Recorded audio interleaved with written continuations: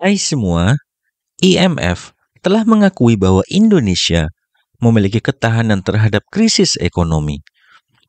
Di tengah krisis global akibat pandemi, peperangan, dan faktor lainnya, Indonesia berhasil menjaga stabilitas ekonominya.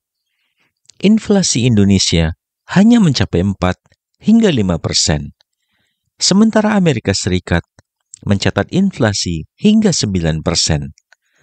Hal ini disampaikan oleh Miranda S. Gultom, Guru Besar Fakultas Ekonomi Universitas Indonesia, pada acara di Lemhanas RI pada tanggal 18 Juli. Apakah Anda tahu bagaimana Indonesia mampu mencapai stabilitas ini? Simak terus video ini hingga selesai.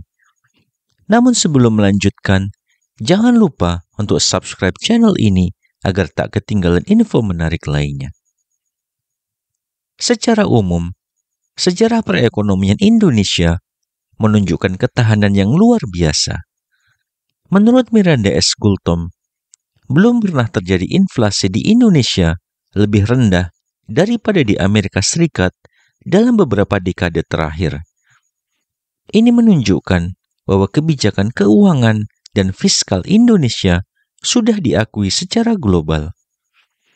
Mantan Deputi Senior Gubernur Bank Indonesia ini juga menegaskan pentingnya tentang berhati-hati meskipun sudah mendapatkan pengakuan internasional.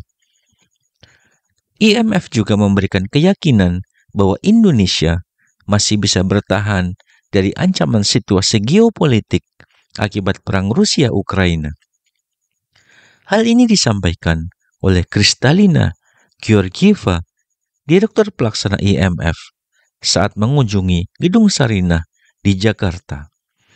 Georgieva memprediksi bahwa Indonesia bisa menyelesaikan tahun buku dengan pertumbuhan ekonomi yang positif jika negara ini tetap bertumpu pada kekuatan domestiknya. Menurut Georgieva, resiko bagi Indonesia datang dari luar negeri, bukan dari dalam negeri.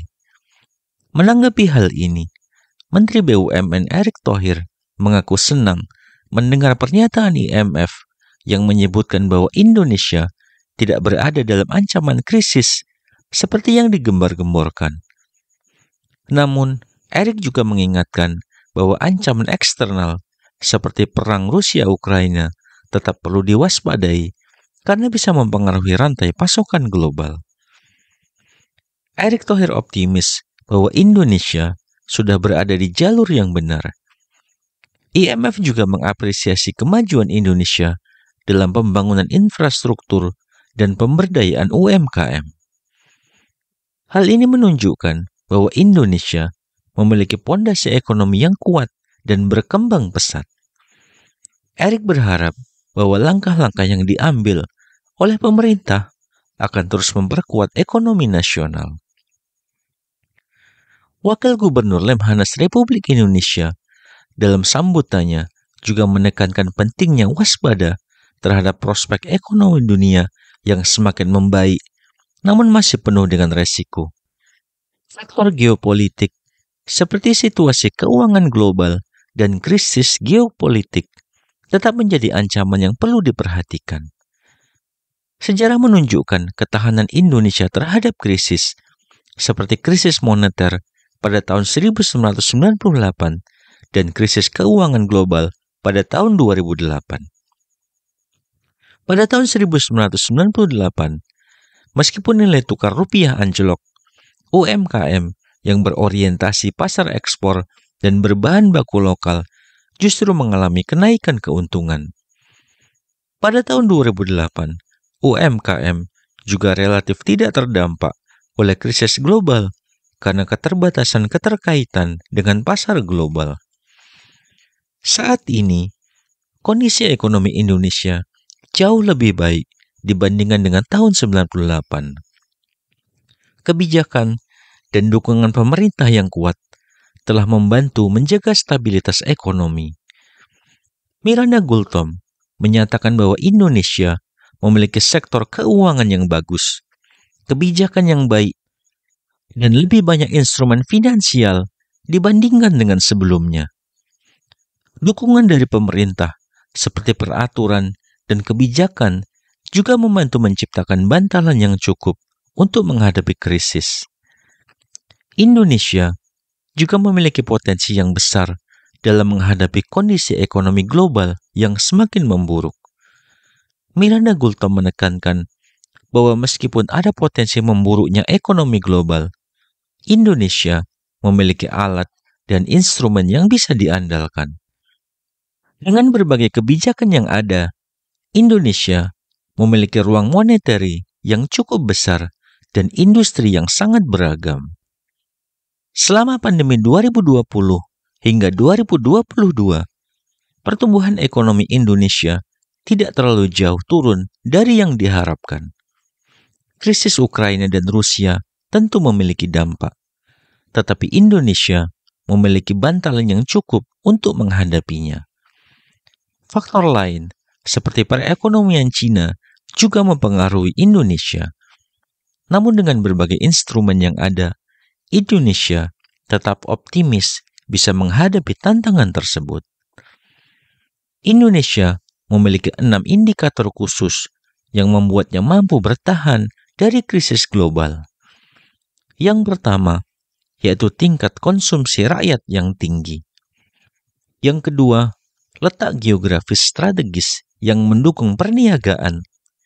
Ketiga, secara geopolitik, Indonesia tidak memiliki musuh politik dengan negara lain. Keempat, kekayaan sumber daya alam yang melimpah. Dan kelima, yaitu 65% penduduk Indonesia berada dalam usia produktif. Dan yang terakhir, modalitas dan investasi asing yang masih sangat besar. Di saat negara lain mengalami pertumbuhan ekonomi yang negatif, Indonesia justru mengalami pertumbuhan hingga di atas 5%. Hal ini menunjukkan kekuatan dan ketahanan ekonomi Indonesia. Kita wajib bersyukur atas kekuatan ini dan terus mendukung langkah-langkah yang telah diambil oleh pemerintah untuk memperkuat perekonomian nasional kita. Dengan sejarah ketahanan yang kuat dan berbagai kebijakan serta dukungan pemerintah, Indonesia telah membuktikan kemampuannya untuk tetap stabil di tengah berbagai krisis global. Pencapaian ini adalah bukti dari kerja keras dan keuletan seluruh elemen bangsa dalam menjaga perekonomian yang tangguh dan adaptif. Ke depan, dengan terus memanfaatkan potensi domestik dan menjaga kewaspadaan terhadap ancaman eksternal, kita optimis bahwa Indonesia akan terus berkembang dan mencapai pertumbuhan ekonomi yang berkelanjutan. Bagaimana menurut pendapat Anda dengan ketahanan ekonomi Indonesia? Silahkan tuliskan komentar Anda di bawah. Jangan lupa untuk like, share, dan subscribe channel ini agar tak ketinggalan info menarik lainnya. Sampai jumpa di video menarik lainnya.